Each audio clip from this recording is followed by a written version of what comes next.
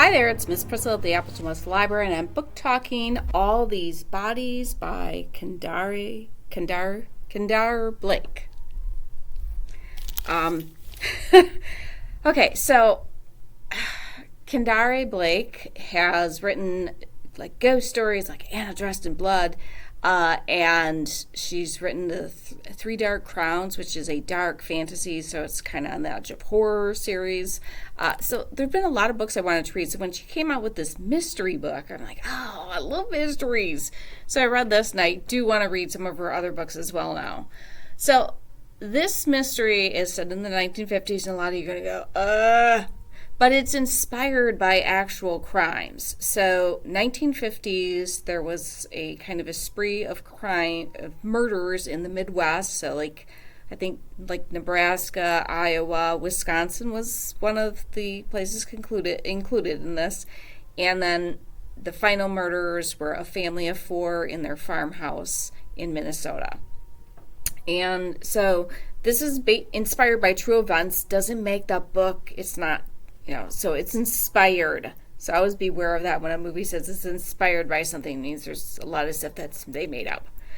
So we've got these 17 murders in the 1950s. People are like, but the other thing about these murders is that, except for the final, where the family is murdered, the 13 murders prior to this, there's next to no blood at the crime scenes. So that's another mystery that we try to solve through this book. But at the final murder scene where the family of four is murdered in their farmhouse, there is a 15-year-old girl who is found, and she is just drenched in the blood of these people. So she is taken into custody, and the only person she will talk to, she won't talk to any of the police, the only person she ends up talking to is Michael, who is the son of the police chief or sheriff or whoever, the head of the local police department. And he's kind of he wants to be a journalist, and so he gets interested in he's been kind of investigating these murders, and then this kind of falls into his lap. And because they're the same age and stuff like that, Marie starts to confide stuff in Michael, but not everything. Michael still has a lot of questions, but he's trying to get to the bottom of what, how could Anna, a 15-year-old girl who's small, have murdered all these people, and where did the blood go, and all this other stuff. And it's just, like I said, Kendare Blake writes some horror books, and this kind of, even though it's mystery, I think it kind of falls kind of within her realm of doing other things. And like I said, she's written dark fantasy, which is also on the edge of horror.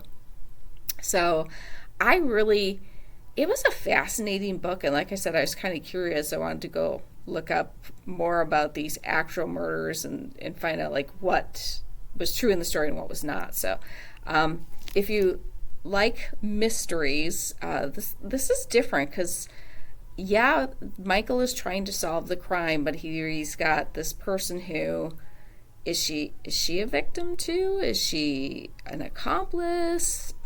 She obviously didn't do this on her own.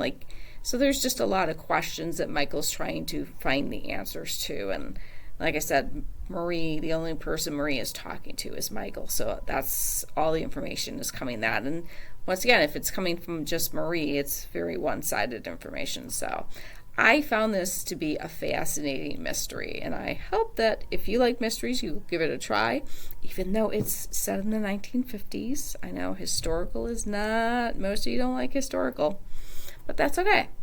I found this just a fascinating book, and like I said, it makes me curious to dig in a little bit and find out which were the murders that inspired, because I seem to recall when I was younger hearing something about some of this. So not that I'm that old.